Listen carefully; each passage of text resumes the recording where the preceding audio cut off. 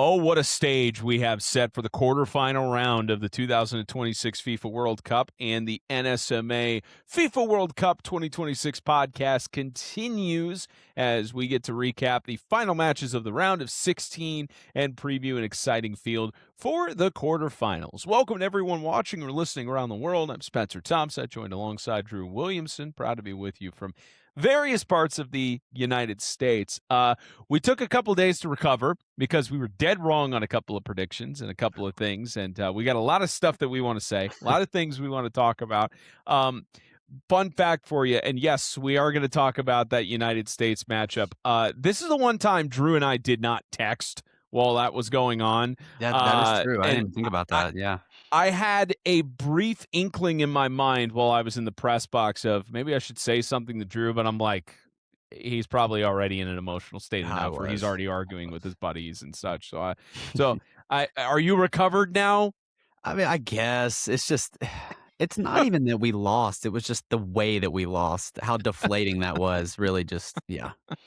Bad. Yeah, we'll get into it. And we have potentially on the docket some guests joining in, but if not, you have to tolerate us for a little bit more on the podcast episode. So, all right, let's get into it. The round of 16. CR7 is done with his World Cup career. Spain winning in stoppage time on the only goal scored in the match. What looked like it was going to go to extra time. A scoreline of 1-0.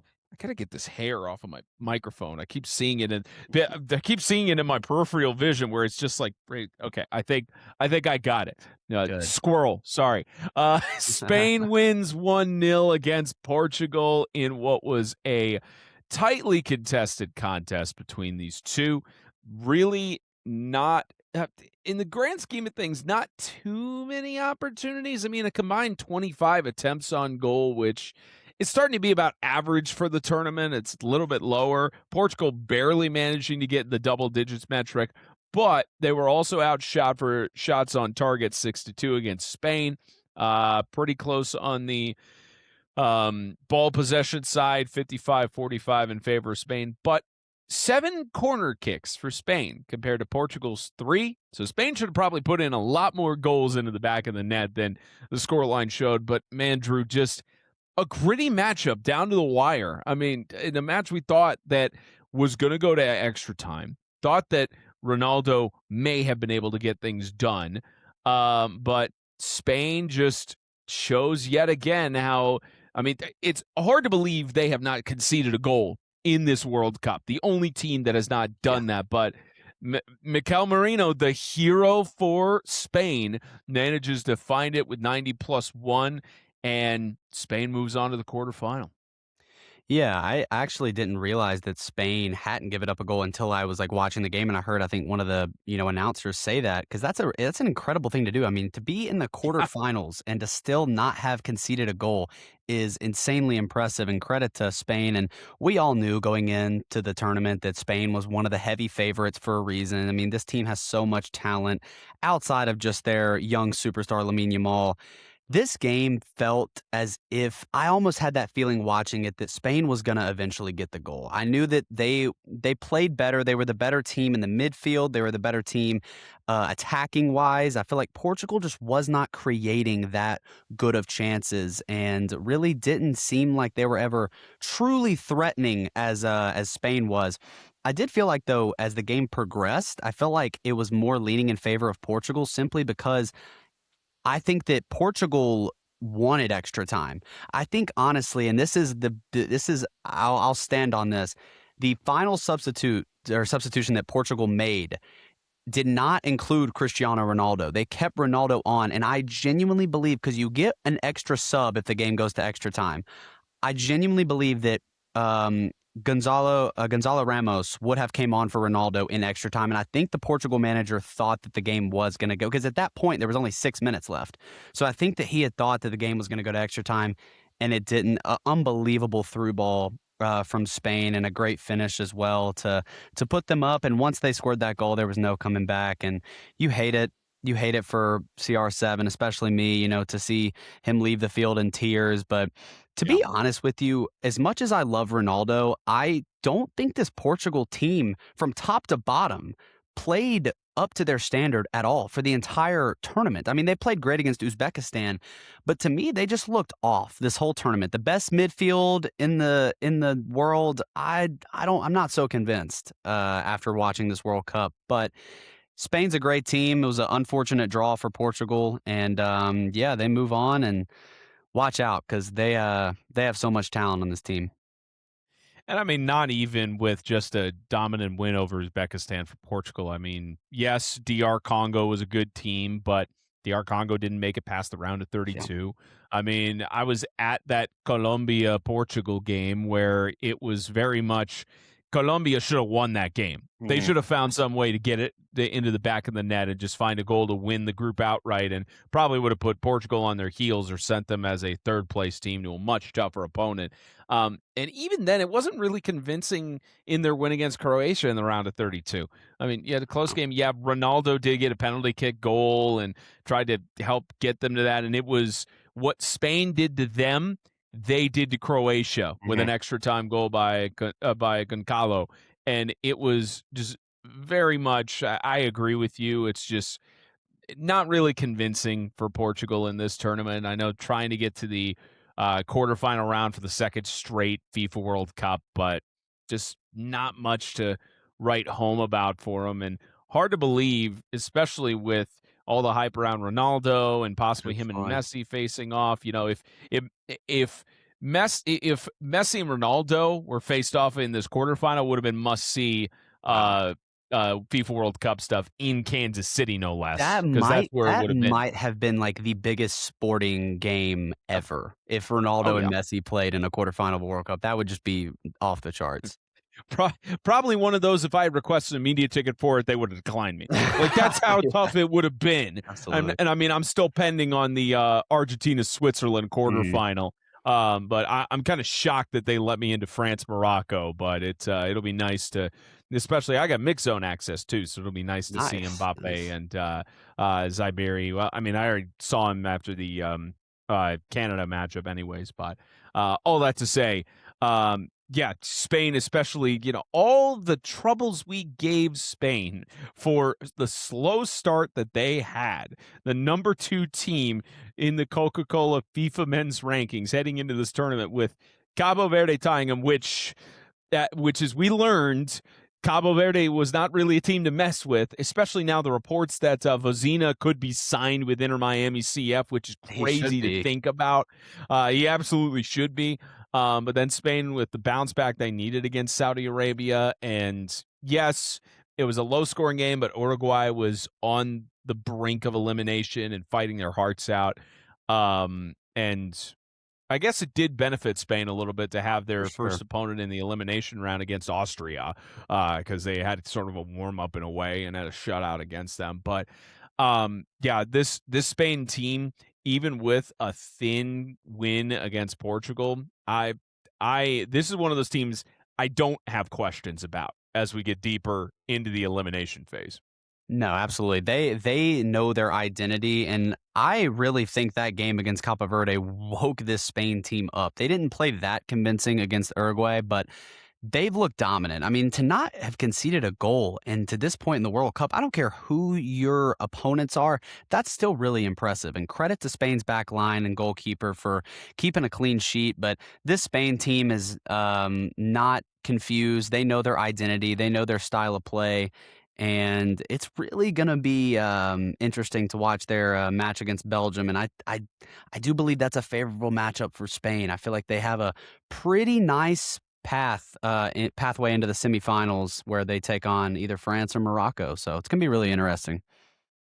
Like you said, the images of Ronaldo crying on the field, you could tell how much it meant to him that he was Yeah. not able to even get close to a World Cup final.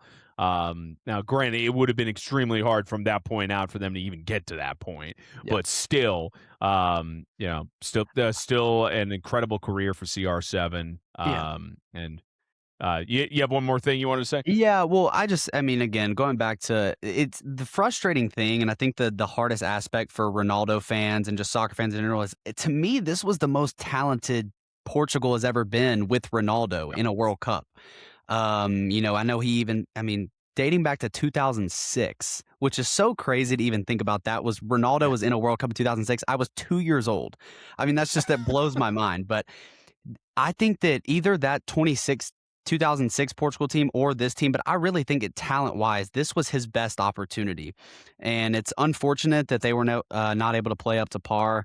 And it's always sad to see a legend like that in any sport retire or, that be their last game. So yeah, it was a tough day for soccer fans, for sure.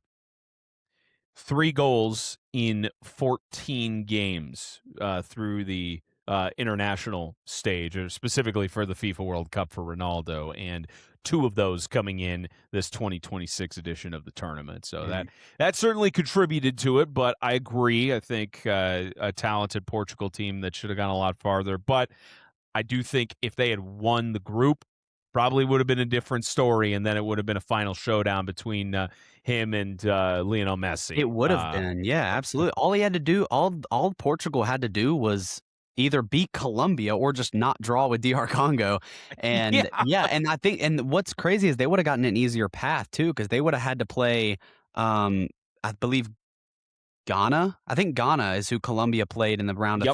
32. Yeah, they would have played Ghana, which is a favorable matchup, and then they would have played Switzerland, which we saw how crazy that Switzerland-Colombia game was, but still would have been easier than playing Spain, so I tell you, it's the draw of how this elimination round is played out, incredible. for sure. And it's one of those that I know the not the football gods, but the FIFA execs, they're Mhm. very happy with how these round of 16 Oh, games yeah. is sort of played out in the elimination phases, shaping out. I know people have had this claim of, oh, the tournament actually starts in the round of 16. Still had some good round of 32 For matchups to sure. boot. I'll put it that way. Well, congratulations to Spain. I mean, great run. You guys face off against Belgium in Los Angeles in about a day from when this publishes, technically 2 days, July 10th. I'll just say it is July 10th. And Portugal, fortunately, you will not have Ronaldo unless somehow he decides he's going to come back. Man, But, 45. especially, yeah, I know. But again, that's the same thing I've said about Lionel Messi of like, if they're still playing great, why would you not play a home match for the FIFA Absolutely. World Cup in your own country, Especially because Absolutely. Portugal is one of the main hosts in 2030, But um, we've already talked about how Ronaldo's struggles have sort of shown a little bit more in this tournament. But all that to say, Spain, Belgium should be an interesting one of the quarterfinals that we get into this weekend.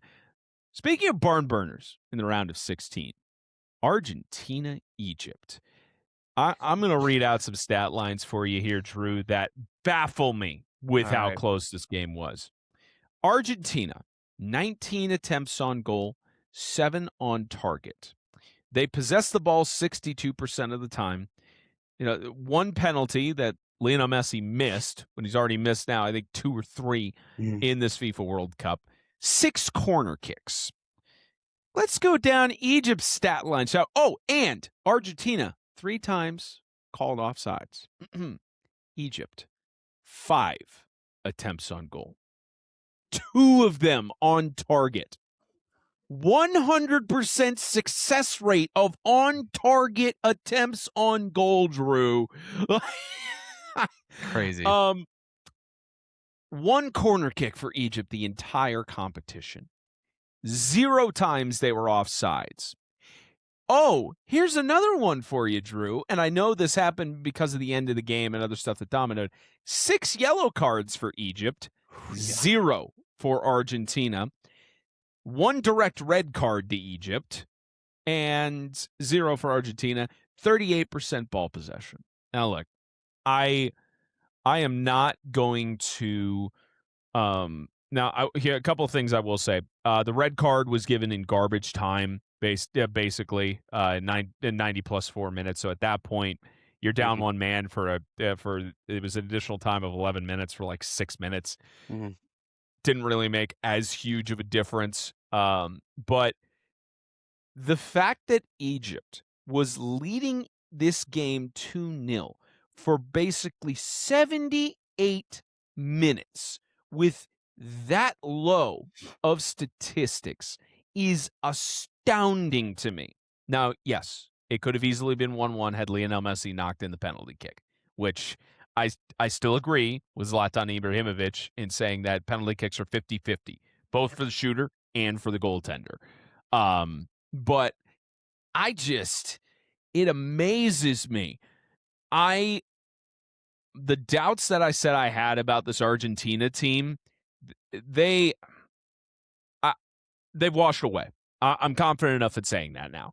Yes, they struggled against Cabo Verde, a team that is pretty decent, had a great goaltender, and the reason I'm not concerned anymore is because this is now the second game where Argentina has played from behind and shown that they can dominate and wear you down when it gets into the later stages of the game.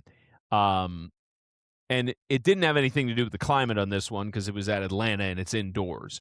But Cristian Romero with an assist from Messi on one of the great shots. Messi doing it himself again 4 minutes later. And then 9 minutes later, so they have the score tied. 9 minutes later, Argentina said, you know what? We have gone down this route on going into extra time and having to go back and forth with incredible shots with Cabo Verde. We're not doing that again. So Enzo Fernandez, another great shot. And then everything broke loose with the yellow cards, the X symbol given by Hassan Osam, Egypt's head coach, and the referee immediately giving him a yellow card and all the other stuff that was going on with it. Just a lot of drama at the end. But man, I part of me feels for Egypt, but the fact that the stat line was so incredibly against you in multiple aspects, I am shocked that Argentina was down for as long as they were, especially with how much they were possessing the ball and pressuring in the box. But I don't even want to say this was a choke job by Egypt, to be honest with you, because yes, they were down 2 goals, but 10 minutes left, and you're facing off against Lionel Messi. But the last thing I'll say to it is Tom Brady tweeted out and said this might even be better that it's 28-3, and especially with that being in the Atlanta Stadium, the home of the Falcons, not where it happened, by the way. That was in Houston, but it was still, man, just drama altogether. You feel for Mohammed Salah, especially with him trying to lead Egypt even more to the promised land, which for those of you who know your history, that's a bit of irony, but it's I tell you, just such drama to watch and unfold. We're seeing the greatest of all time on the pitch, game in and game out. In the elimination phase, he's showing up when his nation and his national team need him. And man, I've been going on for too long, Drew. What did you think of this one? Man, I could talk That's about a this great game. start. I could talk about this game for 2 hours. I think that, first of all, what back-to-back games Argentina had. I mean, 2 3-2 matches, and both of them just down to the wire. First of all, I want to talk about Egypt for a second. I do not believe Egypt could have had a better game plan than they did. I think that they pretty much decided they were going to park the bus, possess when they could, and then counterattack. And they were so efficient with their counterattacks. It was crazy. They actually scored 3 times, but one of them obviously got called back controversially because of a foul that had occurred about like a minute before the goal actually went in. But they actually scored 3 times. All 3 were on, well, I guess the first goal was a header from a little cross, but the other 2 were counterattacks. And I think they were so efficient. You got to give credit to Egypt for how consistent and how efficient they were in this game. And being up 2-0 with 78 minutes played is probably, against an Argentina team, is probably the scariest position you could ever be. And not even 70 minutes, Drew. 79 minutes. Yes. So it's not like you had 20 minutes and basically you had the hydration break at that point. You only had 10 minutes plus stoppage time, which it ended up being 11 minutes. But still, you basically only had 10 minutes. Exactly. Yeah, 78 minutes behind you, and, that is the most dangerous situation you could possibly be in, because you're like, you just know that if Argentina gets 1, it's tough, and this Egypt team was playing with their backs against the wall, for pretty much a lot of that second half, and credit to the Egyptian goalkeeper, he played unbelievable this Yeah. game. Some of the saves he was making, he was really keeping Egypt in this game. But Argentina found that one, and it was a great cross, great, ball in by Messi, and, it was a great header, and once they got that goal, I was like, "It's gonna happen." I was like, and Yeah. to be fair, I did not think that once they got that goal that Argentina was gonna win. I just thought they were gonna tie it to send it to extra time, but boy, was I wrong. Messi ended up getting that second goal on a little half volley there. The ball fell kindly to him. It was a great finish.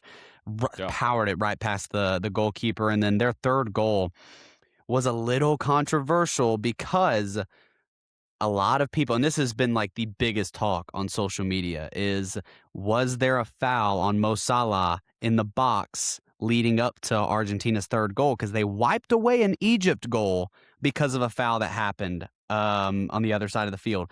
They didn't take a look at the foul on Mo Salah. Now, was it a foul? I don't know. It kind of looked like the defender had the ball, but then he did kick Salah. I really don't know. That's a tough call for the referee to make, but a lot of people are in an uproar because why didn't VAR look at that one, but they Yeah. corrected the Argentina goal. But that being said, Argentina had a great switch forward, and it was a completely open at that point because all of Egypt's players were forward, and a beautiful ball in by Martinez into Fernandez, and Fernandez with an unbelievable header to do it, Yeah. to pull off this historic comeback. I mean, this is something that it's so crazy that even the FBI is getting involved with Argentina's football association. So that's pretty interesting. But you got to give credit to Argentina, and this is one of the craziest games, one of those craziest sporting games I've ever watched in my entire life. Not even just soccer, just sports games in general.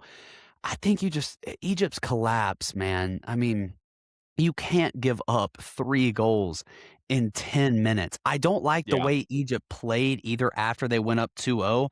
I feel like they should have parked the bus more than they were. I don't feel like they were sending everybody back. They were still looking like they were trying to counterattack and things of that nature, but when you need a guy to step up when it matters, Messi always delivers, and he showed again why his country needs him, and I mean, a goal and an assist in those last 20 minutes. So, yeah, no, just a unbelievable showing from Argentina. I do believe that it is a little bit weird to me that the call wasn't looked at on the Mo Salah foul on Argentina's third goal. But to me, everybody's screaming that the game was rigged, or everybody's screaming that all that. I think that more direction should be at how does Egypt allow 3 goals in 10-minute Yeah. span? Like, that can't happen. That cannot happen. There's no excuse for that. So I'll say that. That's how I'll leave it. Great win for Argentina. Egypt played a game that was deserving of a win, and unfortunately, they didn't get it today. Like I started out in my opening, I don't know if soliloquy is the right word, but again, 62% of the ball was possessed by Argentina. Mm. They outshot Egypt in total 19-5. Broken record, I should probably have a soundboard with us saying the same thing. If you don't get into double digits Yeah. in your shots total, you're probably not going to win the game. And that's what played out here. Again, shocking. Only 2 shots on target, and both of them went in. Now, good shots. Great early advantage for Egypt. Don't get me wrong. But like you said, great comeback. Like one of the greatest in this tournament thus far. And there's almost as much as Argentina in the last game against Cabo Verde. Like they Mhm. were in a bit of a disadvantage and in a tough spell with Cabo Verde. And For they had to sure. keep playing back, and it got equalized multiple times, and they had to keep fighting. And it's just back-to-back games where Argentina is showing us that, yet again, they're still a great team. And again, think about how 4 years ago where we said this is the end of Messi's international career, Yeah. and he's still doing the same incredible stuff in 2026 at the age of 39. Like, it's yet again just impressive from the greatest of all time to do it. And but yes, I completely agree with you. This should be an angle of Egypt. You blew a lead and let 3 goals allowed in basically 11 minutes. Like, yes. Yes. Here's what I will say. I am fine with Hassan Hussam having his opinions Mhm. about the officials and opinions about maybe out to get him, especially because there were 6 yellow cards given to Egypt. Argentina got 0. In terms of direct free kicks, Egypt actually led in that category 13-10. Indirect free kicks, 3 for Egypt, 0 for Argentina. And Argentina was called offsides 3 times. So, like, that's where it's kind of more 50-50 where I'm like, you're Yeah. fine to have your opinions, but when you actually look at the stat line, other than those yellow cards at the end where you start screaming at the officials, now, yes, I agree. If you're going to go back on a foul that happens several minutes later on a sequence, you have to do it in the box or Yes. whatever it was in that sequence for Argentina to get their goal. I Yeah. completely agree with that, where there should be some consistency on that aspect. So that's where I felt that that VAR probably missed it on there or didn't pay attention to it as much as they should have. But end of the day, you led by 2 goals. Don't put yourself in a situation where VAR has to step in to bail you out. Like, it's Yeah. like, especially, again, you had the lead at the 79-minute mark. You had the lead. And even with the 1 goal being scored at that point, okay, they scored a goal, guys. Let's try to give it to Mohammed Salah. Let's feed Yeah. him in front. Let's try to get more pressure in the box so that way it's not on our end of the pitch. But of course they did. Yeah. And look, this has already been a historic tournament for Egypt. And to make no mistake of that, they've already recorded their first win in World Cup history, first elimination win in World Cup history, albeit on penalty kicks because the Australian captain did not land it on there, and talked about the 18-year-old kid who has the weight of the world on his shoulders to try and nail a penalty kick in. And I would argue Australia, just like the United States, they had a pretty good group in terms of their draw. So for them to get to the elimination round, it's maybe not as much of a challenge, but still, Egypt got the win because you still have to win the games.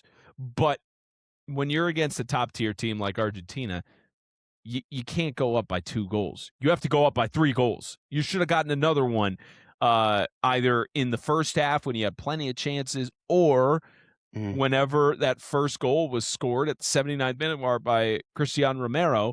You decide, okay, we got to keep the pressure on, because if they get an equalizer here, then we're probably screwed, because history shows. Well, actually, history did not show that, because anytime Argentina's gone down 2-0, they've lost and or Yeah. drawn games where they wanted penalty kicks. So history was on their side, but you still don't want to play those odds, especially Mhm. against Lionel Messi and all the other incredible players that are on this Argentina squad. Yeah. Thank God. I will put it this way.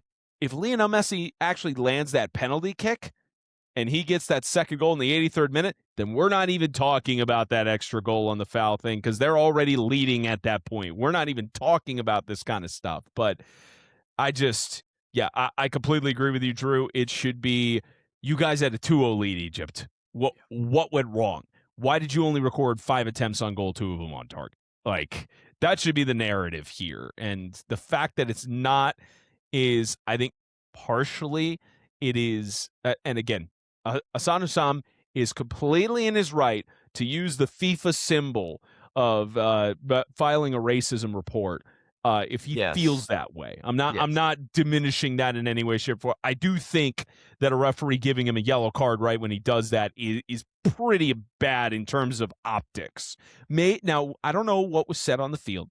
I don't know what Hassan Hussam said to the referee, because it's one thing if you're just doing the symbol and Mhm. reporting, but if you're shouting certain things at the referee and getting overly egregious, then you're going to get carded. So, For but sure. still, optically, it does look bad. But it's still one of those moments where FIFA will look into it. They'll see how the stuff goes down. But I do think that it's a bit of a sore loser mentality for Egypt to have this, of that, oh, they're out against us. This was completely against Egypt. It was in favor of Argentina. Because, like, again, just hold on to the 2-0 lead and you don't have this problem. 3 goals in the span of technically 13 minutes, completely inexcusable. Just Yeah, completely inexcusable. yeah, I think that that's what Egypt is really struggling with is the way that they lost. I think if this game had been one of those that Argentina went up 2-0 or 3-0 and then Egypt was trying to claw their way back, I don't think anything would have I don't think, it would if it was I don't think anything would have came of that, but it's the way that they lost, being up 2-0 with just over 10 minutes left in the game. It's just really difficult to wrap your head around losing. I don't care how inferior you are to your opponent. There is no excuse for losing a game up 2-0 with 10 minutes left. And I think that that's what the struggle is right now with the grasping of reality that wow, we really did blow that game. And it is unfortunate, but you really gotta, hold your head high if you're Egypt. I mean, they did stuff that I don't think anybody expected. Egypt was one of those teams coming into this tournament that was looking to just build off of a pretty poor showing in 2022, and they did that and more in this tournament to hang with Argentina, not even just hang, to be winning the game for the majority of the match is, nothing to bow your head about, but I think that it's the way that they lost that they can't quite get a grip on. I will say it also is amazing to me that Mohammed Salah only scored 1 goal in this FIFA Me too. World Yeah. Cup, especially because he's getting closer to the most international goals for any player for the Egyptian national team's history. Maybe if he was the hero that Messi has been the last 2 games, then we wouldn't be having this conversation. But Mohamed Salah, just much of a staple star as he's been for years. He didn't show up in the last 3 games. Didn't show up against Iran, where you tied 1-1. Didn't show up against Australia, where you could have easily taken a 2-1 or 3-1 lead and knocked that game to rest before it even went to penalty kicks. And you score in the round of 16 against Argentina, you're tied and you go to extra time and you see what Yeah. happens there. But yeah, I'm shocked. But you're right. The piggyback on the last thing that you said, Shobir Mustafa, the goalkeeper for Egypt, fantastic game, especially with the shots he was facing in. 19 shots total, and 7 of those on target is tough to face. Not only that, but for him to try and fake out Messi with the missed PK he had, it's Mm. another great effort on that side. But at the end of the day, it's not enough. Egypt gets sent home across the Atlantic back over to Egypt, and Argentina moving on and still one of the heavy favorites to win this tournament. I mean, you were talking about, and we'll talk about it in our predictions, but you were saying that maybe technically Spain has an easier draw against Belgium. I mean, Argentina, Switzerland is also one of those matchups that seems pretty easy in the quarterfinal. But as we're saying that, Switzerland, Colombia, full disclosure here, I should have watched the highlights before I came into this podcast. I did not. I was traveling on the day of that game. I got to the other side of security at the airport in Seattle. And by the way, Seattle, one of several venues that was very smart about this, they had the game playing on a big monitor that was around like a bar area and such. And I just start walking in and I look, I'm like, oh, it's in penalty kicks. What's the score? 0-0? Yeah. Like no goals on after extra time. So all I have is the stat line to read for you. So please do not get mad at me for missing 1 game out of 104 when I've been watching pretty much all of this whole World Cup. But let's break it down for you. Colombia probably should have won this game. 15 attempts on goal to Yeah. Switzerland's 7. Colombia's 3 on target to Switzerland's 2. Pretty even on the fouls against metric, so this was not a clean game by any measure. Both teams had 3 yellow cards. Ball possession 54% to Switzerland, so pretty even on that side. Colombia had 7 corner kicks to Switzerland's 3. The fact that they did not get a goal off of 7 set pieces is very bad numbers. Um, Very rare that I've seen 2 teams have the same exact number of direct free kicks at 22. Colombia 5-3 on indirect free kicks. Pretty even on the offsides metric too. So all I saw was the penalty shootout towards the end of it. But Granit Xhaka, and Juan Quintero, not a question for them on making their PKs. Davinson Sanchez missed one of the penalty kicks, and when it was another one made also Manuel Akanji missed one right after that, but Jamison Campes knock it in, Cedric Iten knock it in, Cucho Hernandez missed, and Luis Diaz knocked it in for Colombia, but Ruben Vargas knocking in that penalty kick is what sent Switzerland on to Kansas City. Drew, I could tell by your expressions you actually watched this one, so break it down for the audience. What took place in Vancouver? I'll tell you this, for a 0-0 game, this was incredible. This game had everything you'd want from a match. And I think I was, talking to all my friends who had watched the game, and they were like, for a 0-0 game, this game was electric. I mean, there were so many opportunities, especially in the extra time period in that last 30 minutes, where it was back and forth action between good attempts too, and some unbelievable saves. Credit to both Colombia and Switzerland's goalkeepers, because they had a terrific game. And it's a shame that this had to get decided in penalties, but sometimes that's how it goes. I do believe that Colombia created the better quality chances throughout the match. I think Switzerland struggled to find that last pass in the final third. Their buildup was good, but that last pass they were just missing. I feel like Colombia was there. They just, again, they couldn't put one in the back of the net. Switzerland's goalkeeper made some crazy saves as well. But yeah, this penalty shootout was intense, as all penalty shootouts are. And I think that it's just a matter of nerves and a matter of, confidence. I will say one thing, though, as a person who I was a striker, and every time my team would be in a penalty shootout, I would always be one of the people kicking, and I would always tell myself, just keep it on target. Like, at least force the goalkeeper to make a save. Oh yeah. Don't power it over the goal. Like, I know obviously they didn't mean to power it over the goal, but I always try to just put the ball on target, because at least then I know it has a chance of going in. If you miss the frame entirely, you know it's not going to go in.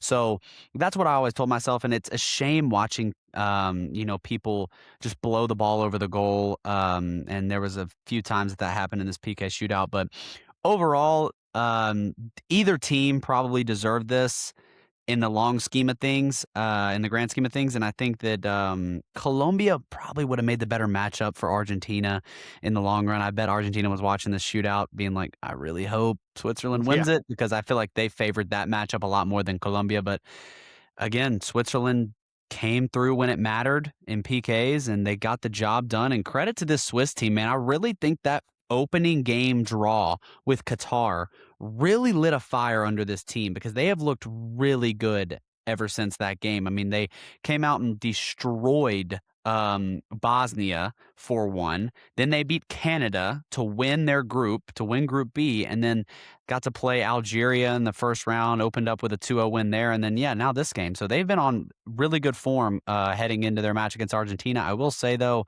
very favorable matchup for Lionel Messi in Argentina. I do think that this is probably Switzerland is probably the worst team left in the quarterfinals, I would say.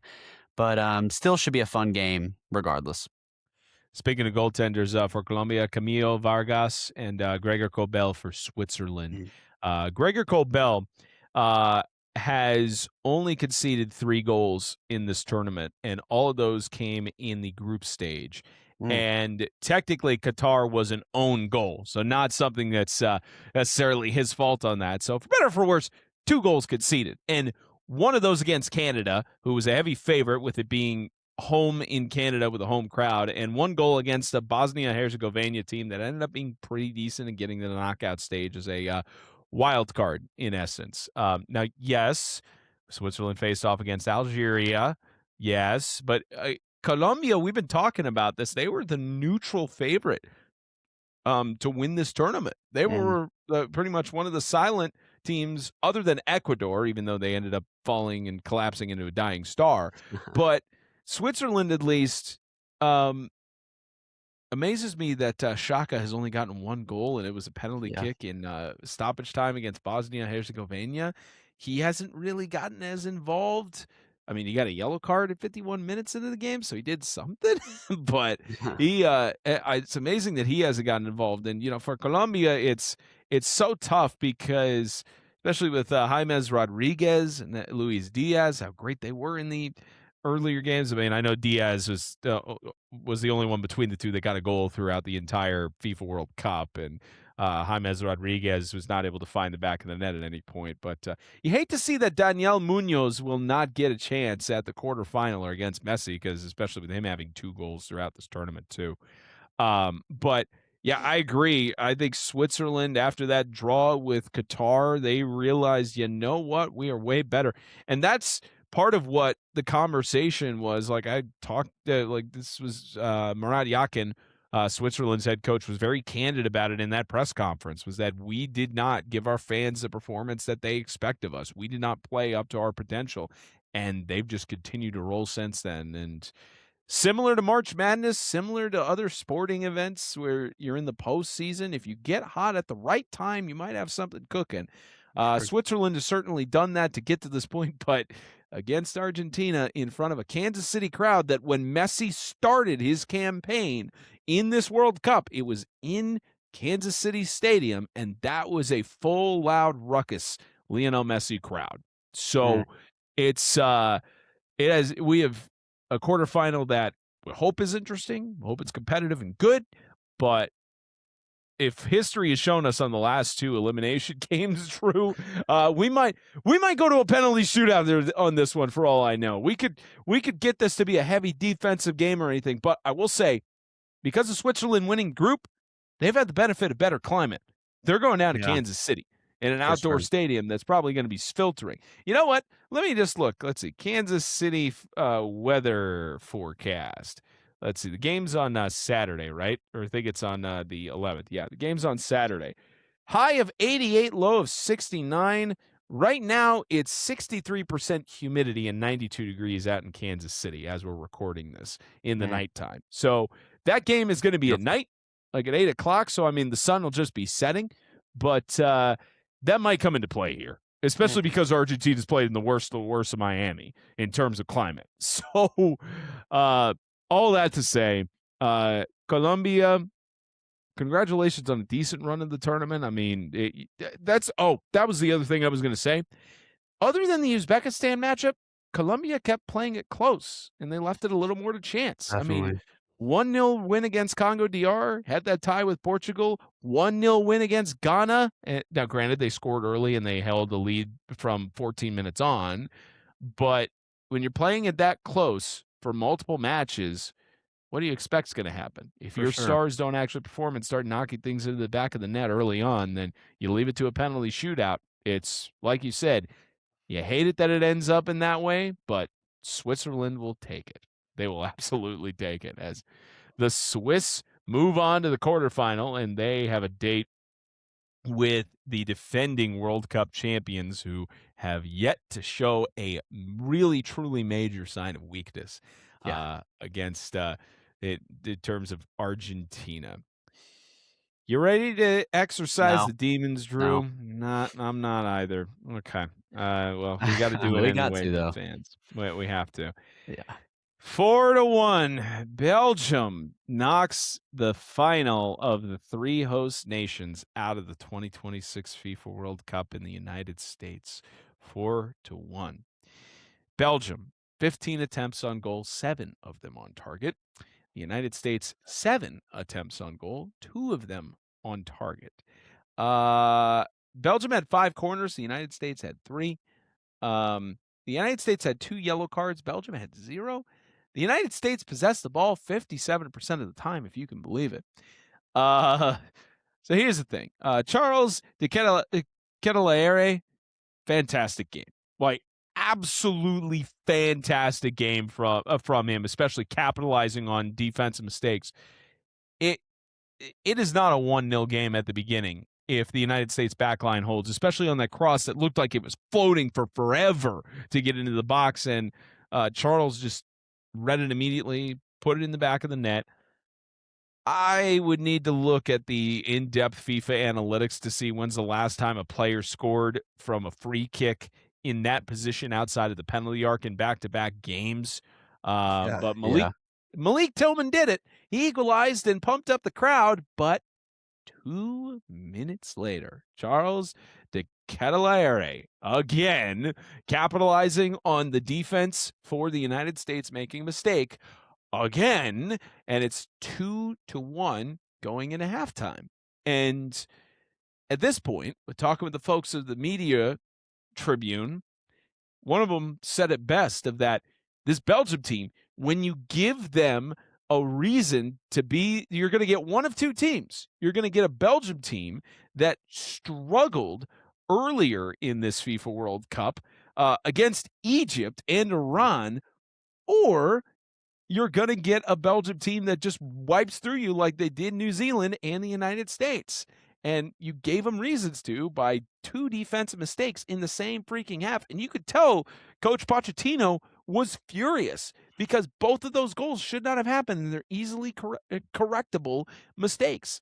And then out of the second half, it's 2-1 at that point, 57 minutes. Here's the goaltender perspective on this. And Matt Freese did talk about this in the mix zone after the game of that. When you're in those moments and you see a defender charging and you know that he's a step ahead, or the attacker is going after you with the ball and you see that the defender is about a step or two behind, you're coached, charge after him to try to freak him out and make yourself look big. But he's dancing around with the ball, knowing that he's got a forward pressuring him and one right in front of him. There are multiple options you could go with the ball. And he tried to clear it, and it almost looked like his foot may have chunked on the grass a little bit. But that's one of those, go to the right, go to the left. Just kick it out and force a freaking throw in. Because at that point, you can get the chance to go back and reset because, yes, Tim Ream is supposed to go back there and defend it, but both of you, as the shot went, you're dancing around and not clamping down your legs together. Like, my coach in high school soccer would have looked at that and had a temper tantrum on the sideline with that sort of thing. But I get it. It's in the moment. You have to make those split-second decisions. And I believe from what Matt Freese reflected on in the mix zone that he genuinely felt that he was the best person to go after the ball and to chunk it up. And he just misstepped and maybe either clipped the defender or clipped the grass and just didn't clear it out like he should have. And so that's where that mistake happened. And I think if that goal doesn't happen, the United States has a genuinely good chance to tie it up at 2-2 and make it a completely different game. And I don't understand why Belgium's head coach Rudy Garcia thought, you know what, let's put in Lukaku. The game's out of reach. Why don't we just put in why don't we just put in Romelu Lukaku? But Lukaku yet again scores. He yet again for now I think it's the third straight game he is I knew third he straight would. game he scored a goal. And all of those off the bench. Putting the exclamation mark on it to, it's and look, I get Christian Pulisic was also sort of stepped on. He was injured. He did not have the tournament that everyone was building up for him to have. So that doesn't help either. But you said it earlier, Drew. It's the way the United States went out is embarrassing. I know going into the tournament, a lot of people said round of 16 is probably best case scenario, maybe a quarterfinal. But yeah, I fell into it. I fell into this belief. Now, I wasn't going to pick against the United States, okay? But I fell into this belief that that Belgium was not that good of a team. They were not the same team they were 12 years ago, and that it was just kind of a fluke, especially because of that tie against Egypt. Because I was there at that game, and Egypt scored an own goal. That was the only reason that Belgium didn't win didn't lose because of an Egyptian own goal, and they struggled against Iran. But they started getting hot at the right time. They got a bit of a spark with their dominant win against New Zealand, comeback win against Senegal. So I genuinely thought that this Belgium team would struggle a lot more. And Belgium is who we thought the United States were. And yes, they have Spain up next. It was gonna be tough with the United States to get Spain anyway if they advance to Los Angeles. But at the end of the day, it's unfortunate, especially when this tournament was pegged out to be a momentum swing for soccer football in the United States. Um, I hopefully this run helps, but when you have John Strong saying at the end of the broadcast, keep watching soccer, watch your local team, watch Major League Soccer or any of the other sports, that's when you know everyone's having the sentiment that this was a mission that unfortunately failed in the grand scheme of things. I agree with everything you said. I think that the U.S. were kind of riding a high from what they did in the group stage outside of their match against Turkey, which they rested a lot of their players against that game. Yep. But we looked great in those first two games, and then even in the round of 32 match against Bosnia, we looked good. It was it was a 2-0 win, but it was still a good 2-0 win. We were feeling confident. This was a team that was excited. We were ready. We got Flo Balogun back from his red card got appealed and rescinded, and everything Yeah. was we were on cloud nine and everything was good. And I was also under the belief that the golden age of Belgium was gone, and they weren't as good as they used to be, and they didn't have the talent they used to be. Say what you want about Belgium. One thing they do have is they've been there, and the U.S. hasn't. Belgium has been in the moments like they were a few days ago, and the truth is we haven't. And that's ultimately what we need to think about and what we need to focus on is that this US team just didn't look ready. We didn't look prepared. We got dominated this game. I mean, from start to finish, we looked very disoriented in the back line. I'm not sure our markings weren't good. We were leaving people wide open on runs. People were getting free headers. Even on that first goal, it was so disappointing to see we head the ball up in the air. The ball bounces in the box, and there's 3 U.S. defenders standing beside it, and nobody claims it. And then one Belgian guy runs in and just takes the ball and whips a ball in, and it was the easiest tap in of Kedaliri's life on that first goal. And then credit to him on the second goal as well that Belgium scored right after. I will say Tillman played great. Yeah. Malik Tillman played unbelievable from really start to finish. He was one of the few players I thought actually battled out there, and that free kick he had was great. It took a little dodgy deflection, but it was still a great free kick, and it got everybody back to the confidence we were, supposed to have. But even when he scored that free kick, I still wasn't. I was like, we need to play better. We're still not playing good. And then not 2 minutes later, Cagliari gets another goal off of a header because of poor marking. Tim Ream, where were you? Where were you back there? Yeah. I don't understand why we looked so disoriented from start to finish. Pulisic, I could go on and on about. He really disappointed me this World Cup. I don't think that he played up to his potential. I do understand he was dealing with an injury, and he mentioned that briefly after of a sprained ankle. And he got some criticism. Some of the actual women's U.S. players Yep. actually commented on his statement that he made about he's like, well, now that we're out, I can rest. Now that the World Cup's over, I can rest. And some of the people didn't like that, and they said that, well, you rested during the World Cup, you can rest after your career's over. There was a lot of criticism he got because of that. And honestly, he was USA's main man going into this tournament, and I think that him underperforming really showed, and it was not a good look. I almost wish Balogun wouldn't have even played because now it looks worse on us that we got our main guy back. We got our best striker back, and we still got beat 4-1. Just utter disappointment, start to finish. That third goal was so frustrating to watch. I know Matt Freese did what he could. He got hit with the turf monster, got his foot right before he was going to clear it. Again, I don't know why you clear it in that situation. You could have. There's just so many other things you could have done. And then Ream in the back. I don't know why. It's almost like he was trying to turn, and I don't know what he was trying to do to clear the ball, but it didn't work. And then when Belgium got that third goal, and then they put Lukaku in, they didn't even need to put Kevin De Bruyne in either, which is Yeah. so embarrassing. They didn't even need to put one of their all-time legends in the game because they're like, oh, we'll just rest you for Spain because we don't need you against the U.S. Of course, Lukaku, when you put him in the right position, he'll get a goal. And I knew when he was coming on the field as a sub, I was like, he'll probably score. And By all means, he did. So, I don't want to take any credit away from Belgium. Belgium dominated. They looked like the better team. It was a very, very disappointing result for the U.S. and one that we'll think about for probably a long time. This was one of the most hype that's been around a USA team entering a World Cup in quite some time. And we really had our expectations set on the quarterfinals because of we thought this was a weaker Belgium team, but clearly they aren't a weak Belgium team. I mean, this team is, built for moments like this, and they came out, didn't care that we had Balogun back, kind of played with an edge on their shoulder of like, we didn't like that y'all's red card got rescinded. We don't care though. We're going to come out and battle, and we're going to let y'all know on y'all's home soil how we do it in Belgium. And that's what they did. And ultimately, if you look at the grand scheme of things, yes, it's good that we made it to the round of 16. For sure would have been disappointing if we didn't.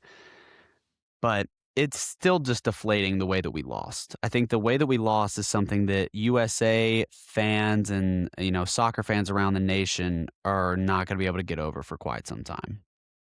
Yeah, a lot of directions I want to go in off of what you said. First off, yeah, Pulisic had a horrible tournament. He's had a horrible 2026 at the international level. For Like, sure. he has not scored a goal in 2026, period. He's gotten some assists. I get it. He's gotten on that metric of, like, most assists in a World Cup in Team USA history. And we were talking about leading into this game throughout the tournament of, oh, he's a transition player. He's the field general. He's kind of helping the ball and such. But at the end of the day, with how much he was hyped, you need to score. And what's even more frustrating is the amount of things he was freaking advertised on during this World Cup with Wells Fargo and McDonald's and Michelob Ultra, and showing, oh, he's this fantastic player. He's in the same room with Messi playing for a Michelob Ultra, and he didn't do anything. Like if anything, he probably drank too many Michelob Ultras. Yeah.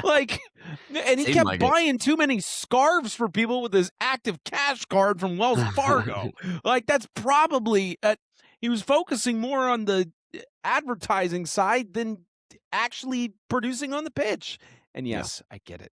He had an injury that was lingering. He sat out for the Australia game, which is even more frustrating because, yes, as I mentioned, Australia turned out not to be that great of a team. But that game at least gave some hope of that, okay, we don't need Pulisic to win. And the rest of the team players didn't show up after, especially it just felt deflating after that goal scored in 9 minutes. That's the other thing, too. You had almost 67,000 people in Seattle at that game. The crowd stayed silent. Yeah. You could hear a pin drop. When Malik Tillman scored that goal, it started getting people hyped, and the stadium wasn't shaking as much as it was during those Australia games. But 2 minutes later, Charles scores, and the crowd just had nothing to get hyped about the rest of the game, which that was part of the game plan for Belgium, that we know that we're playing in front of a host nation. We got to shut down this crowd, because that'll make a huge difference, and it did. Because it just felt lifeless in Seattle after that one. And I wrote it for my article too of that. Let me make sure. I'm trying to remember the exact, there, as has been the case with the rest of the World Cup on Team USA's matches. They've had celebrities in attendance and everything. And I'm slipping on the name, classic rock star. Okay. Eddie Vedder was there, but there was no rock and roll for Team USA. It was just, he was attending, and they showed him on the screen when Team USA was down 2-1, and it didn't help him. The other thing I will say is, again, we try to stay out of politics and doing all these kind of things. I get the frustration people had. I completely agree. I had this conversation with colleagues in Media Row about this stuff. It's not unprecedented, because Ronaldo had that red card and then had the 3-game suspension tacked on because of what he did in qualifying. And they said, okay, he could play in the group stages. But that was a year before the tournament. This decision came. I was literally the friend I was staying with in the Seattle area we were driving about 10, 15 minutes away from Team USA's practice. And I got that notification from The Athletic on my phone of the red card was not rescinded, by the way. It's that the suspension that he had to serve was given a year. It was given Yes. a year delay. Because there's several people who were saying, and his red card was rescinded. They said it was wrong. It's like no. Yeah. They just basically said that he could play throughout the rest of the World Cup, but he's on a probationary period. So if he gets a red card or yellow card or does anything along those lines, then he's out. Like it'll be a harsher punishment because he's on a probationary period. Which again, it's not uncommon, but the fact that this decision came, it was 10:31 Eastern time on match day -1. So, like, granted, in Seattle, it was like 8 in the morning. But the fact that it took almost 6 days for this to come up with a decision from the disciplinary committee, that's where I agree with Thierry Henry, who, there was a testy moment between him and Alexi Lalas asking about the stuff. It's like FIFA should have come out within 24 hours and said something about it. Yeah. Like the disciplinary committee, like the only joke I made with people is like, what, were they on 4th of July vacation and just Yeah. taking a while to get their decision on this? Because especially I did feel bad for Belgium going into the game because that's a huge strategy adjustment. Now, sure. of course, coach and the players said, oh, we basically plan for everybody. We don't adjust. That's the PR answer of stuff. Yes. It's especially when you know who's going to be in the front line, especially when it was probably going to be Pepe, that he was going to be in the front line or Berhalter. Yeah. It's just one of those where, and look, I'm not even going to get into the whole yes, there's been a pattern this year when Donald Trump has been involved in a sporting event, the team that's mostly benefiting from it, benefiting in loose quotation marks, Trump loses. curse. I know they're calling it the Trump curse now and everything, but at least from what the reports have said, and Trump did confirm he called Infantino, he claims it was just to ask what the review process was and how those things were going. Which I don't think that FIFA. I don't think that. I mean, like everybody's claims corruption. Like the president can't directly. Can't directly tell FIFA what to do. He can just voice his opinion. It's ultimately it's up to FIFA for their decision, and they made their decision. But I agree that it was a very untimely decision for sure. Yeah. And now I will say that to those who are talking about FIFA does have rules about government or politicians can't interfere with their national association's work.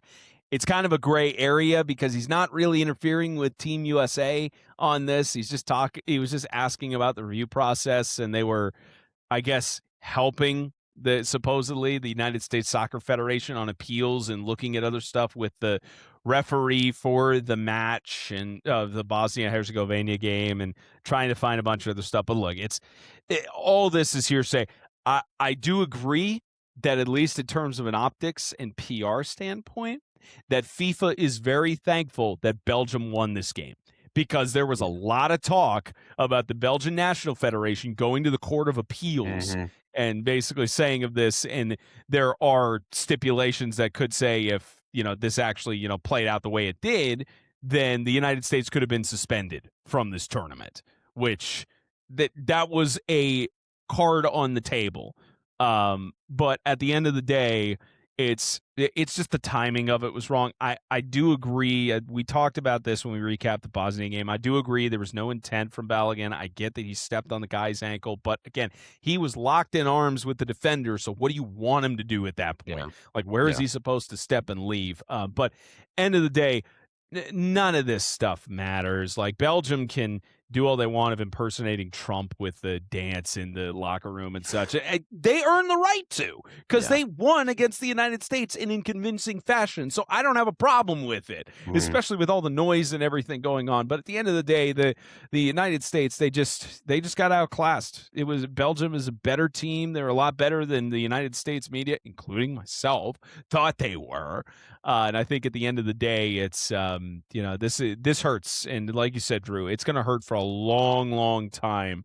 Not even as bad as that 2014 game against Belgium hurt, because at least I will say this, and I'm confident in this, as much as Matt Freese had some good games here in this tournament and has at the international level, Tim Howard would have probably stopped those goals, or he would have seen the cross coming in and would have punched it out or grabbed it. Which I know it's, again, split-second decision of, do I trust my defender or do I go and capitalize on it myself? Both of those crosses for those 2 goals on the defensive breakdowns, Freese could have stopped them. He Yeah. could have easily gone up and like punched him out or broken up the play or something like that. But he trusted his defenders. But it's still one of those where probably would have been another extra time game had Tim Howard been in there, or heck, even Brad Gazan. I think if Brad Gazan Bradley was in that game, Guzan. he probably would have even gotten those saves too. But it's again, not to go too deep into this. And again, this isn't a USA fanboy rant or anything like this, because clearly, I'm telling you, the United States had a lot of problems here. Unlike certain sports fans, we suck. Yeah, We lost the game ourselves. Drew's yeah, laughing because exactly what I'm referring to in the yeah, yeah. conversations we had at the over drinks in Greensboro. But yeah, it's we were not that good. We didn't show up, and we showed that we have a lot of work to do if we want to be a good nation in terms of our football output. So I don't know if you have anything else to add on to it, Drew, but that's the last thoughts I have. Yeah, I don't really have that much to add on to it. Just again, deflating, disappointing. I don't want to take everything away from what we've accomplished because we did play great in several matches in this World Cup, and sometimes it's just not your day. You go out there and you compete, and sometimes it's just again like it happens in sports all the time. Unfortunately, you can't do that in the World Cup. You can't have bad days, and USA had one of the worst I've seen in a long time, Yeah. so it's unfortunate. Credit to Belgium, and, yeah, we carry on. Yeah, final bow on it. Stu Holden said it best. We chose the worst time to have our worst game. True. And that Couldn't was truer words have never been spoken. very much what happened. But again, congrats to Belgium. You proved a lot of the United States media wrong, and you showed that it doesn't matter whoever's playing on the field or any of this kind of outside noise stuff. Doesn't get any easier for you because you're in Los Angeles against Spain. And oh boy, that one's going to be an interesting one. All right, time to get into our prediction side of the round of 16 is done. We're now into the quarterfinals. We have less matches to predict this time, Drew. So a lot Yeah. less choices that we have to have. I'm going to be in attendance for France Morocco as of this episode publishing, and man, this is again, I mentioned this is a rematch of the under 20 men's World Cup, of which Morocco's head coach led them to an under 20 World Cup championship just this past fall in Chile, which Morocco ended up winning on penalty kicks, by the way. But that does not have a direct impact on how this match is going to play out. It's just interesting that Morocco's head coach, won pretty recently, and he's a winning coach. He knows how to bring out the best in people. But I tell you, this is one of the toughest draws you can get, especially with a Sure. spot in the semifinals on the line. Chance to at least get one medal in this sequence, because Mbappe has scored in 4 out of the 5 games that have been in this FIFA World Cup. And the only reason he didn't score against Norway is because Dembele just went off. Like, he had himself a game. Dembele has scored in 3, or actually he scored a hat trick, but he scored 4 goals in the 5 games that have gone on. Those were coming in 2. Barcola has also scored in 2 games. So it's just, when you look at this, the way it's going down, there's so many deep weapons for France. I mean, yes, Morocco has momentum because of the ways they tied with Brazil, but they won Scotland, Haiti, Netherlands, the motivation they had, and then a shutout win against Canada. As I mentioned on the last episode when we had T-Bull, I was a little more concerned about this France team, especially with having just a penalty kick goal to send them to the next round against Paraguay. But I still think that in the grand scheme of things, I think this does go to a penalty shootout, Drew. I think this goes all the way down to the wire, and I Wow. think when it comes down to the overtime, like, I think this either goes 0-0 or 1-1 regulation. Maybe extra time, they both tack on a goal to go 2-2, but I think this goes to penalty kicks, and the one who has he's already made a penalty kick in this tournament, Kylian Mbappe. He's already got a better percentage than Lionel Messi does in this tournament in terms of PKs. But I think I think in the end of the day, France will not let penalty kicks break their hearts again for 2 straight FIFA World Cups. So I think penalty kicks, France wins it. I think this game is going to be obviously everybody's going to hone in on France's amazing attack versus that solid Moroccan back line led by Hakimi. It's going to be a great matchup to see Hakimi versus Mbappe. That's going to be one matchup to watch. It's going to be incredible to see. I think the real question is how will the Moroccan offense and strikers, specifically Saibari, how will he be against this French defense and goalkeeper? I think that's going to be a really interesting matchup as well. And how will Morocco look to create? Are they going to play more defensive and look to counterattack? Or are they going to try to be aggressive? I mean, we saw they scored 3 goals against Canada in their last match, so they're not scared to put the ball in the back of the net. That being said, Canada's not France, and France is, in my opinion, I've said this from start to finish, they're the most talented team in the World Cup. I think they will actually bounce back in a pretty big way from that 1-0 win to Paraguay. I have this game going 1-0 to France for I feel like France is for some reason going to get an early goal, and it's going to stay 1-0 for a decent majority of the game. And then I'm going to say in the 85th range minute, after Morocco's going to have several chances, they're going to create, but they're just not going to put the ball back in it. I think France is going to get a second goal to seal it. I have this game going 2-0 and finishing in the 90-minute regulation.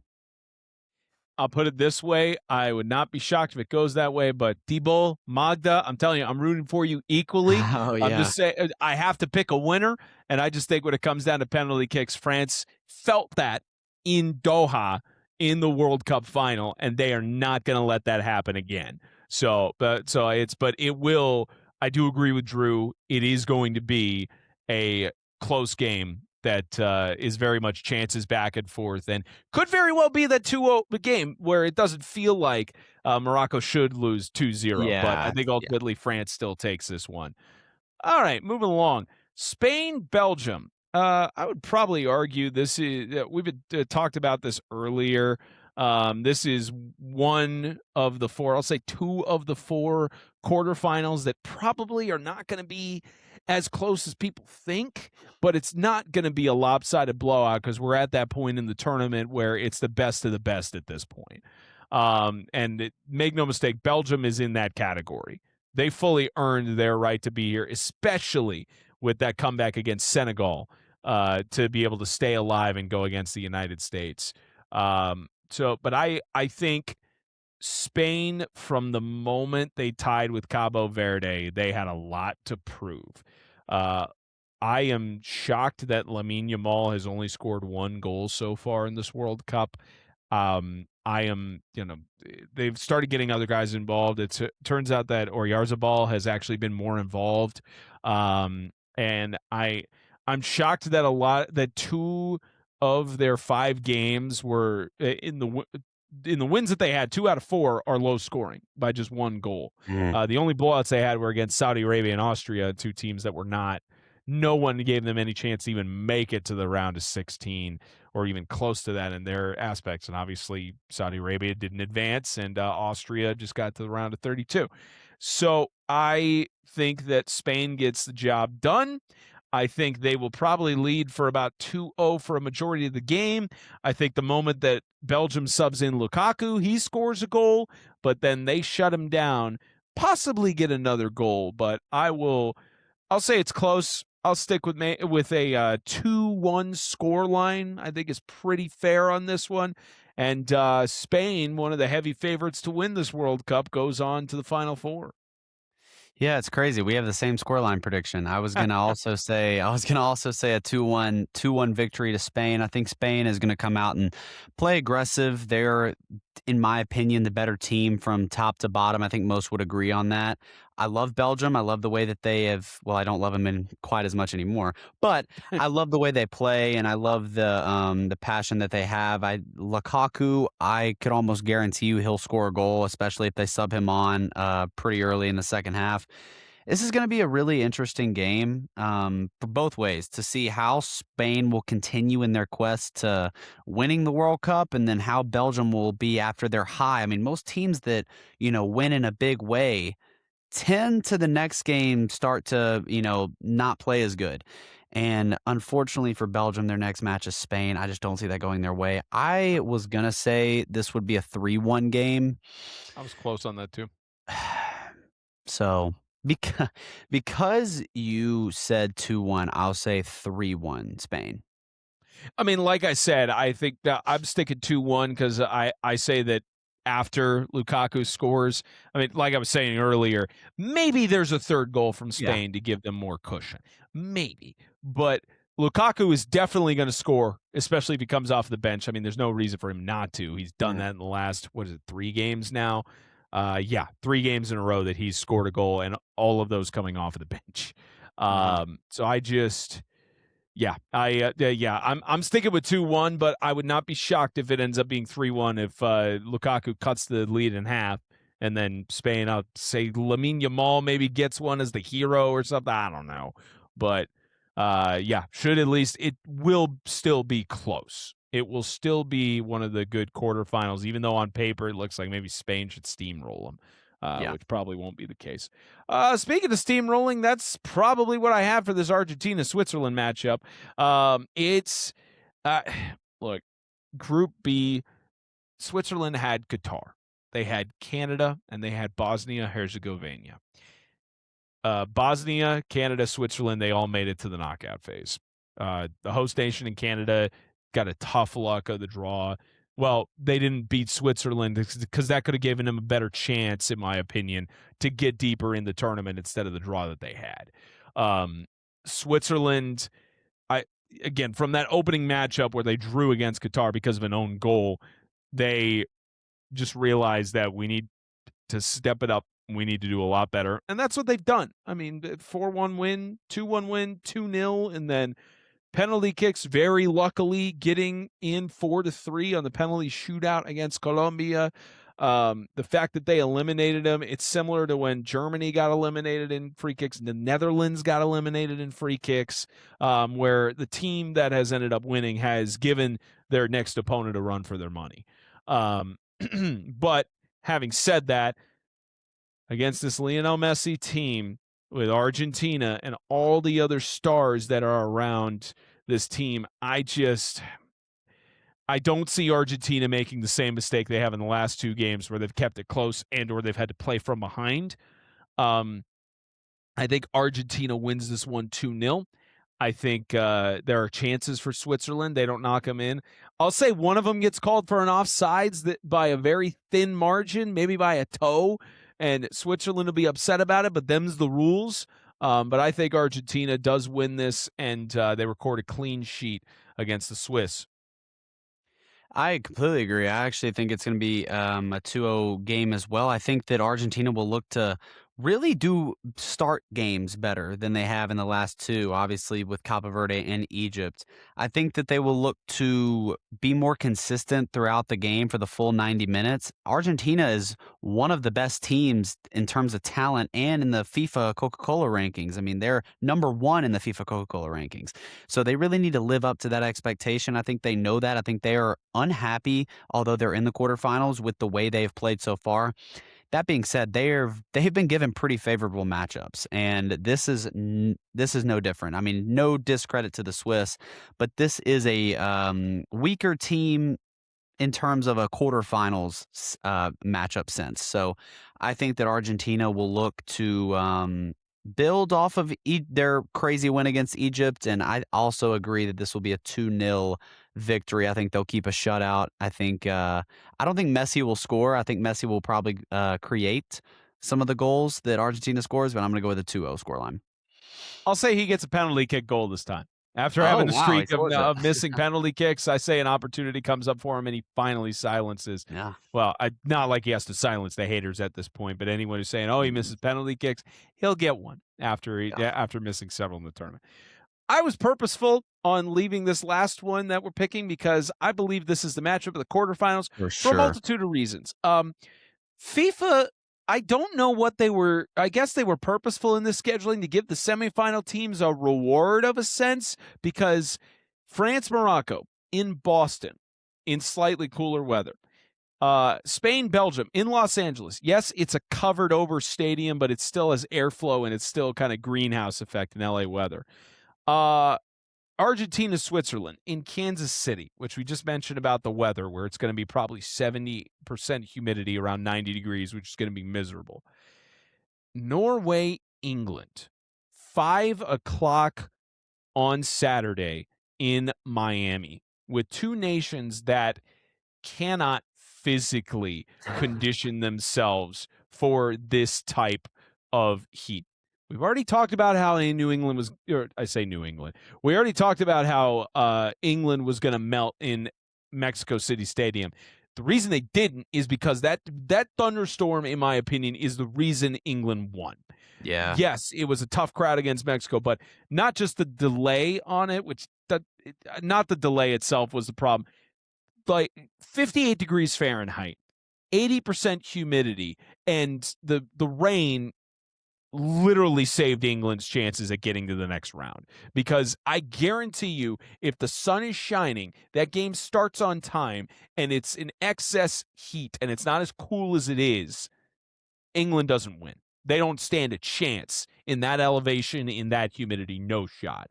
So the fact that they were able to escape from Mexico City with a win is incredible in itself, and especially on the fact that England has not won the World Cup since like the 50s or the 60s. They're trying to make a difference on there. Norway, the last couple of matches, they played indoors in the round of 32 in Dallas. They played in New York, New Jersey a couple of days beforehand, which is an outdoor stadium, yes, but I think if I'm not mistaken, the temperatures were not that bad, but they still managed to shut down Brazil, which miracle in itself as well for them to get that done. This is going to be. I'm going to nickname this the game of melting popsicles because whoever. I'm going to be very bold in saying this, Drew. Whoever wins this matchup in Miami deserves to win the World Cup final. Because if you go through absolute hell of Miami, again, I was down there for Colombia, Portugal. I got dropped off on the outside of the perimeter, and as a member of the media, I had to walk all the way around through parking lots to get to the media entrance. It was hot. It was humid. It was horrible. Now, yes, my mistake for wearing dark slacks and a dark shirt. My shirt had chill flex, so that helped, but it was still absolutely horrible. Once I got to the air conditioning of that press box, that's when I could finally cool down. And don't ask me the amount of waters I had to drink when I was on site there, man. Like even John Strong told me after calling that last Miami match between who was that in that one? Was that the round of 16 or was that round of 32? Hold on, this is gonna kill me if I don't find this. It was the other Miami round of 32 match, or was it Philly? Argentina, Cabo Verde. He told me he lost 5 pounds in sweat because of how bad it was during that game, and you could see it with Lionel Messi. He was dripping in sweat all around playing in that. That is going to be the same case for Erling Haaland. It's going to be the same case for Harry Kane. You know what? Just again, out of curiosity, let's look at the Miami weather forecast for this weekend. And the game is on Saturday night. High of 88 degrees. Right now, it is 90 degrees Fahrenheit with 70% humidity in the sun. Or coming up on that forecast. Saturday, it's supposed to be 88 degrees of the high, low of 82. 72% humidity, only a 20% chance of rain. Drew, this is probably going to be one of the most sloppy games you're going to see of football in a long time. Having said all of that, I think England wins it.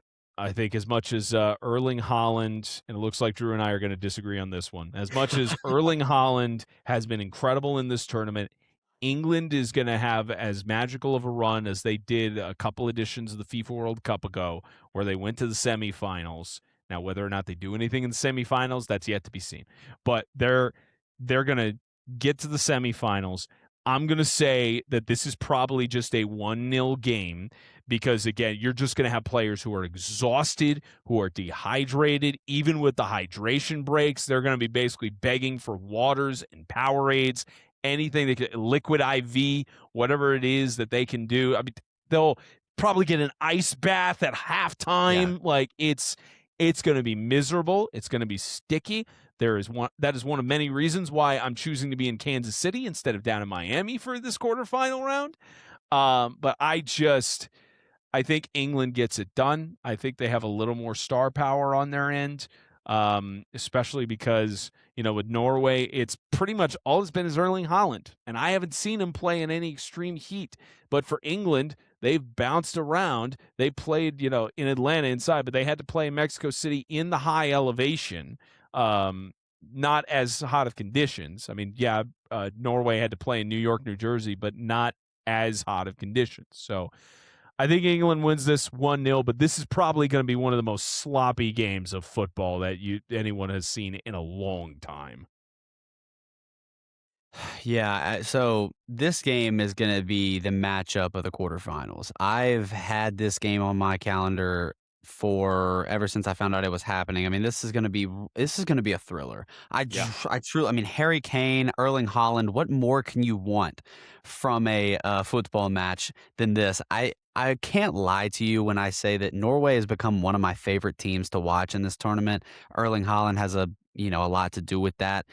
But this whole Norway dynamic of how they play, I love Martin Ødegaard. I love Sorloth. I love Nusa on the wing. He provides pace. I just love how structured this Norway team is. And I love that Haaland does not need to touch the ball 24/7 to make an impact. The amount of touches he's had to goal ratio this World Cup has been off the charts. It's been incredible. That being said, this England team is very solid, and they've proved it time and time again. That win against Mexico in the round of 16 was special. I mean, to get the job done in a hostile environment the way that they did, that says a lot about this England team. And they remember the narrative for England that they have is that they can't win big games and they choke and under pressure moments. It's the constant for England. That's what their fans know them as. It's just like, oh, it's here we go again. It's always a choke. That being said, do I think they'll do it again? Yes. Give me Norway. Give me Norway. For some reason, I know they're an underdog in this match, and I do think this game will go to extra time. I believe it'll be 1-1 throughout the match. It'll be 1-1 going into extra time. And I think it will skip PKs because I think Norway will find the second goal somewhere in extra time. I'm not sure when it's going to be, but yeah, the heat is going to be a true test for both of these teams. You got to look back at Norway's decision to rest their players against France now. Yep. Honestly, now that's looking like a really, really good decision that's really going to pay off in this game because England hasn't quite, had the same amount of rest as some of the Norway starters have had. So this is going to be a thriller. I truly can't wait. I am maybe a little biased because I love Erling Haaland, but I will say that Norway get the win in extra time 2-1. And they advanced to the semifinals where I don't think anybody really expected them to. I mean, this Norway team is great. They're a very talented team, but nobody really expected them to go to the semifinals. I think they will get the job done, and I think they will do it and prove everybody wrong. And I have to pick an underdog. So Norway's my team. I'm going to go with them. I was going to bring up the rest. We talked about it a lot during the podcast of the resting Norway starters and everything. I bet you coach is going to regret that when he steps on that field in Miami and realizes, oh, we could have gotten a path to where we could have played in Boston or we could have played in a less hot, humid environment on the side of things. Another fun stat line for you on this. Erling Haaland has scored 7 of the 11 goals for Norway so far in this FIFA World Cup. Harry Kane has scored let me make sure I total this right. 1, 2, 3, 4, 6 of the 11, I think. 6, 7, 8, 9. Yeah, both teams have scored 11 goals. Pretty much, the goal scorers have been Harry Kane and Erling Haaland. So that is what the game is going to come down to. I just don't think that the Heat favors well. I really don't, and I don't think that. I genuinely think you're going to see it at the start, even in we just need to tell the teams you don't need to warm up because it's warm enough Tell them no warm-ups because Yeah. it's already hot enough on the field. Just tell them, you know what, just stretch in the locker rooms where there's air conditioning. Just stretch out, be ready, maybe set up a mini goal to take shots on or something. I don't know. But it's, man, for the life of me, when they built Miami Stadium, who in the world thought, let's have it outdoors, you know? Yeah, Let's for have sure. it outdoors for one. But I know why. It's because as I mentioned, the opponent's side of the field, they cook in the sun on NFL games, especially in like August through October. So that's purposeful. But I think the heat is going to be too much for these European teams that just don't get the humidity, especially being over in like that European climate.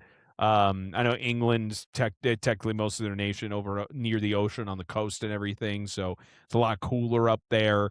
And Norway, kind of the same thing, Scandinavian country basically. So this is going to be a melting popsicle game, and For I sure. mean, I'm for it. Like I said, whoever wins, I feel they deserve to win the World Cup because of the gauntlet they're going through. But not only that, but the winners in these quarterfinals, they then play in air-conditioned stadiums. Yes. Because the semis are at Dallas and Atlanta, so they get a well-deserved air conditioning. Maybe a little bit of heat when they come off the buses because that heat in the south of Texas and Atlanta ain't no joke. It is not fun in those environments. But, man, do you agree whoever wins Norway, England deserves to win the World Cup? Not that they Absolutely. will, but you think they do? Absolutely. I think both of these teams have especially, I mean, England battling against Mexico in such a harsh environment, and then Norway defying all odds and beating, the legend that is Brazil in a FIFA World Cup is something that we never expected to see. And even Holland himself was like, we didn't expect to win that game, and we did. And, I just think that their approach to everything is, take it a game at a time. And I'm really looking at the play of Martin Odegaard in this game. He is like the key for this Norway team. He propels them. And if he can have a good game and play good in the midfield, I think Norway will get the job done. But I agree that the winner of this game deserves to win the World Cup. Absolutely. Problem is, it doesn't get easier. Whoever wins it has to face Lionel Messi in Argentina. Argentina. So, Let's not count out the Swiss. They could win. We both did. We did our predictions. What are you Yeah, true. talking about? Come on now. Like, you can't say that after the fact. Come on, man. Oh, man. But, yeah, should be an interesting quarterfinal round. We'll be back with the podcast to recap those quarterfinals and then preview your semifinals and everything. As always, good show. Amazing with only 8 matches in total to talk about. We took an hour and a half. We have the I gift know. of gab, certainly, with We being do. in the sports media side of things. But maybe it'll be shorter next time since we only have Maybe. 2 matches to preview after that point. So we'll see how it goes. But for Drew Williamson, all the hardworking men and women that make this run so smoothly, I'm Spencer Topset saying so long for now as the quarterfinals are set to get underway in the 2026 FIFA World Cup, and the NSMA World Cup 2026 podcast will continue when the quarterfinals conclude. Hey there, thank you so much for listening or watching the NSMA 2026 FIFA World Cup podcast. A special thank you to our Platinum Insiders, the Banzet family, Robert Eggleston and Jason Edmonds, for their support of the podcast. If you'd like to support the podcast and my journey to the 2026 FIFA World Cup, the link is in the description. Not only are all donations potentially tax deductible, as the NSMA is a 501c3 nonprofit, but you also can get your name here on this graphic in the description, and you could get some exclusive behind-the-scenes content. Appreciate those of you who have donated so far, those who are going to donate, and hope you enjoy the rest of the podcast during the 2026 FIFA World Cup.